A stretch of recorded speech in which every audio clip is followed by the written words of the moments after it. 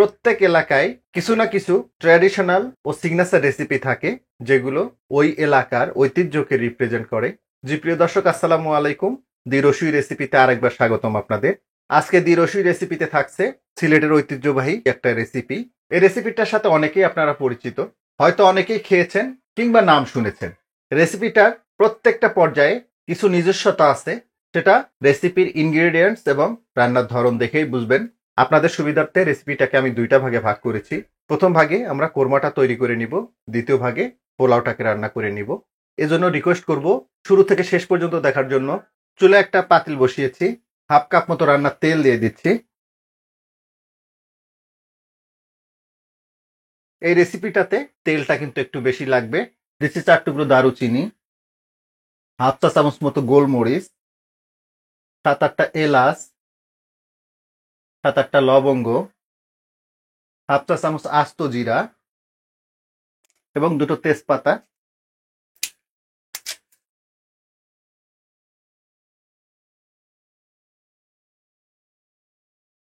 মশলাগুলোকে হালকা করে একটু ভেজে নিলাম।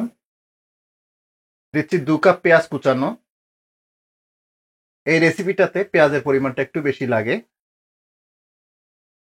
পেঁয়াজগুলো নরম হয়ে আসা পর্যন্ত এগুলোকে একটু ভেজে নিলাম।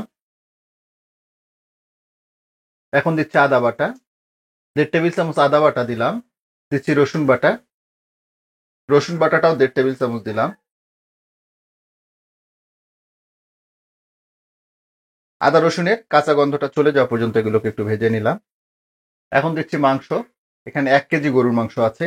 নিশ্চয়ই খেয়াল করেছেন গরুর মাংসগুলো কিন্তু আমি একদম ছোট সাইজ করে কেটে নিয়েছি। সাইজটা দেখেই বুঝতেছেন।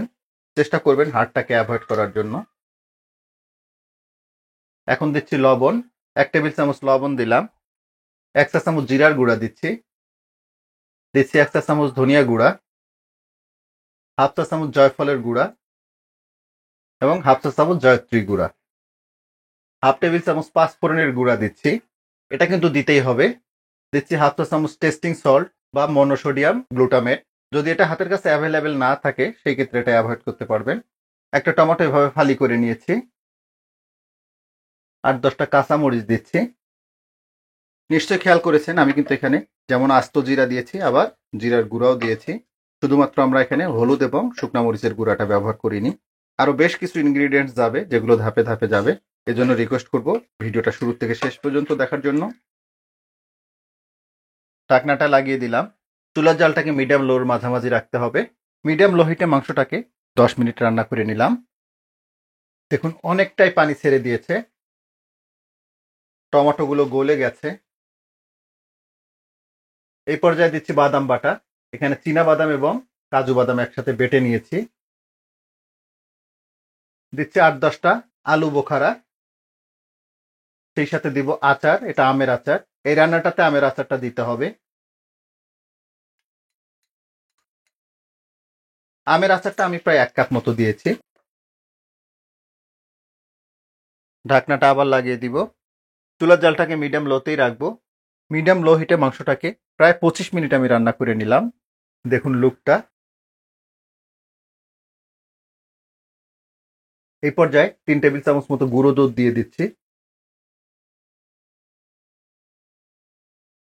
দিব হাফ টেবিল চামচ মতো চিনি, এটা আচারের টকটাকে ব্যালেন্স করবে। সেই সাথে দিচ্ছি 2 টেবিল চামচ মতো কিশমিশ। দেখুন রান্নার শুরুতে আমি বলেছিলাম টোটাল রেসিপিটাকে 2 ভাগে ভাগ করে দেখাবো। প্রথম অংশটা হচ্ছে কোরমা। দেখুন একদম কোরমা স্টাইলেই এটা রান্না হচ্ছে। ঢাকনাটা আবার লাগিয়ে দিচ্ছি। চুলার জালটাকে মিডিয়াম লোতেই রাখবো। মিডিয়াম লো হিটে মাংসটাকে আরো 5 মিনিট রান্না করে নিলাম। এবার দেখুন খুব সুন্দরভাবে তেলটা ছেড়ে দিয়েছে। মাংসটা অলমোস্ট সিদ্ধ হয়ে গেছে।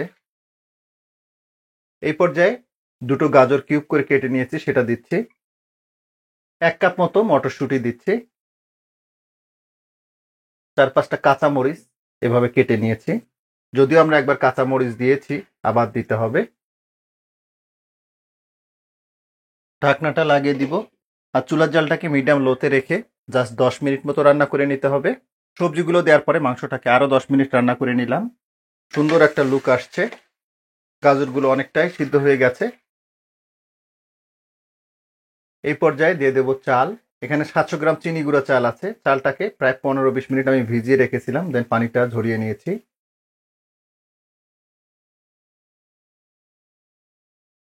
চালগুলোকে মাংসটার সাথে ভালোভাবে ভুনে নিতে হবে।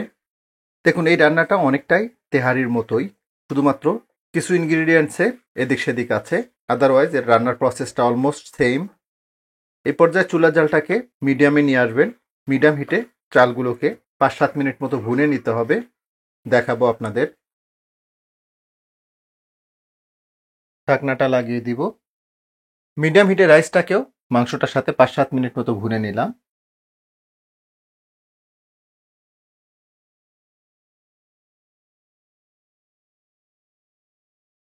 এখন পানি দিয়ে দিব।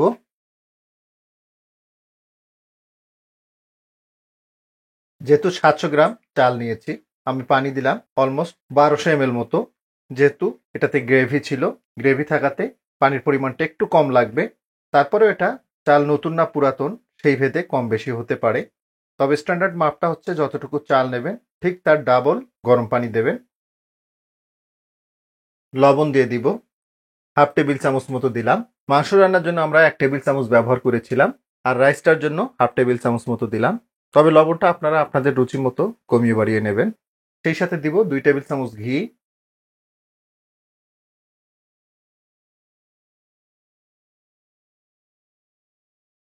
পানিটা একটু শুকিয়ে না আসা পর্যন্ত চুলা জালটাকে মিডিয়ামে রাখবো। তো ঢাকনাটা লাগিয়ে দিচ্ছি। মিডিয়াম হিটে ইয়াকনি পোলাওটাকে 5-7 মিনিট রান্না করে নিলাম। দেখুন পানিটা শুকিয়ে আসছে, একটু নেড়ে দিব। রান্নাটার আমরা ফাইনাল স্টেজে চলে আসছি। এখন দমে রাখার পালা। চুলার জালটাকে একদম লো করে দিব। একদম লো হিটে ইয়াকনি পোলাওটাকে 20-25 মিনিট মতো দমে রাখবো। তবে খেয়াল রাখবেন, যদি পাতিলের তলা পাতলা হয় সেই ক্ষেত্রে পাতিলটাকে অবশ্যই একটা মোটা তাওয়ার উপর বসিয়ে দেবেন। ঢাকনাটা লাগিয়ে দিব। আর যদি এরকম লিড ব্যবহার করেন, লিডের এখানে দেখুন একটা ফুটো থাকে, এটাতে একটা লবঙ্গ দিয়ে দেবেন যাতে বাতাসটা না বেরোয়। একদম লো হিটে ইয়াকনি পোলাওটাকে প্রায় 25 মিনিট আমি দমে রেখেছিলাম।